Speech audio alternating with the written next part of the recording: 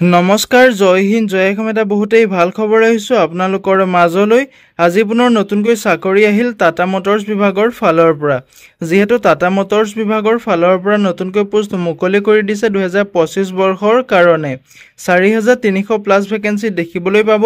এই পদসমূহত আবেদন কৰিবলৈ আপোনালোকৰ বয়সৰ সময়সীমা কিমান লাগিব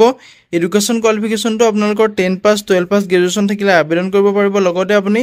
এপ্লিকেশন ফিজ কাটিব লাগিব নে নালাগে যদি কাটিব লাগিব কিমান কাটিব লাগিব কিমান বয়সৰ পৰা কিমান বয়সলৈকে আপুনি আবেদন কৰিব পাৰিব সম্পূৰ্ণ তথ্য এই ভিডিঅটোত আলোচনা কৰিম ভিডিঅটো শেষলৈকে চাব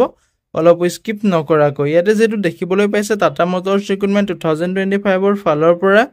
4300 প্লাস ভ্যাকেন্সি মুকলি কৰি দিছে 2025 বৰ্ষৰ কাৰণে এই পদসমূহত আপোনালোকে অনলাইন মাধ্যমেৰে আবেদন কৰিব পাৰিব যদি আপুনি পদসমূহত ইন্টাৰেষ্টেড হয় এলিজিবল হয় অনলাইন মাধ্যমেৰে আবেদন কৰিব পাৰিব যদি ভিডিঅটো চাই ভাল পায় তেনেহলে এটা লাইক কৰিব আৰু মোৰ চেনেলটো যদি প্ৰথমবাৰ কাৰণে আহিছে তেনেহলে চেনেলটো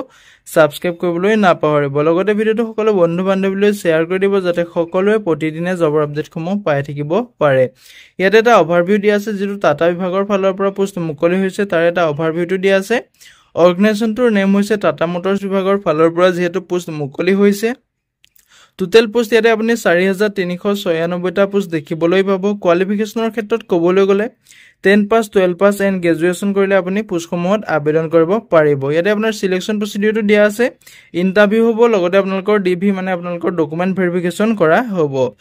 অনলাইন এপ্লাই ষ্টাৰ্ট হৈছিল আপোনালোকৰ 10 সেপ্টেম্বৰ তাৰিখৰ পৰা যেটো 10 তাৰিখৰ পৰা এই পোষ্টসমূহত আবেদন প্ৰক্ৰিয়া ষ্টাৰ্ট হৈ গৈছে লাষ্ট ডেটটো আছে আপোনালোকৰ 28 অক্টোবৰ তাৰিখলৈকে লাষ্ট ডেট আছে যদি আপুনি আবেদন কৰিম বুলি ভাবিছে ভিডিও ডেসক্ৰিপচনতে মই আবেদনৰ লিংক দিছো তাতে গৈ আপুনি আবেদনসমূহ কৰি ল'ব পাৰিব পোষ্ট এণ্ড ভ্যাকেন্সি ডিটেইলছটো ইয়াতে যেটো গম পাইছে আপোনালোকে টোটেল পোষ্ট আপোনাৰ মুকলি হৈছে 4300 প্লাস মানে আপোনালোকৰ 4396 টা পোষ্ট মুকলি হৈছে ইয়াতে আপোনালোকৰ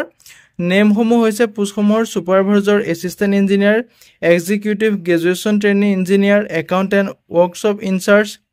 engineer area manager territory sales manager product specialist এই ধৰণৰ আপুনি পোষ্টসমূহ দেখিবলৈ পাব যেটো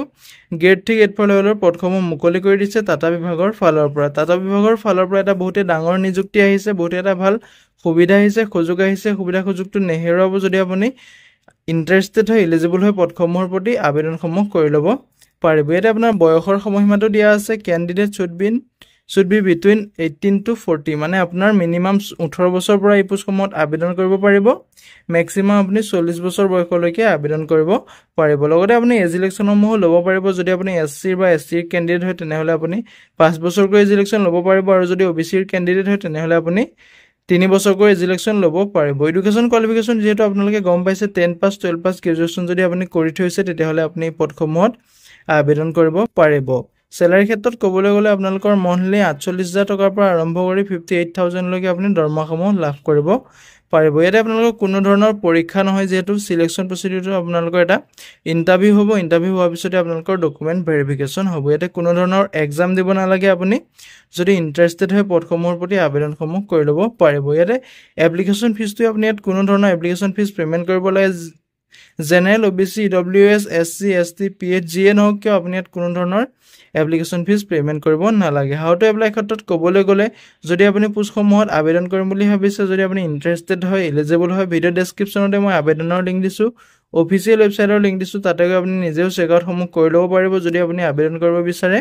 ডেসক্ৰিপচনত ডাইৰেক্ট এপ্লাই লিংক দিছো তাতে গৈ আপুনি আবেদনসমূহ কৰি ল'ব পাৰিব এপ্লিকেশন মোডটো যেটো অনলি অনলাইন মাধ্যমেৰে আপুনি আবেদন কৰিব পাৰিব ইয়াতে কোনো অফলাইন মাধ্যমেৰে নোৱাৰিব আপুনি অকল অনলাইন মাধ্যমেৰে আবেদন কৰিব লাগিব এটো ষ্টাৰ্ট ডেটটো যেটো আপোনালোকে গম পাইছে এপ্লিকেশন প্ৰক্ৰিয়াটো ষ্টাৰ্ট হৈ গৈছে আপোনালোকৰ 10 সেপ্টেম্বৰ তাৰিখৰ পৰা প্ৰচেছটো আৰম্ভ হৈ গৈছে লগতে আপোনালোকৰ লাষ্ট ডেটটো আছে 28 অক্টোবৰ তাৰিখলৈকে আপোনাৰ লাষ্ট ডেট আছে যদি আপুনি আবেদন কৰা নাই আজিও আপুনি আবেদনসমূহ কৰি ল'ব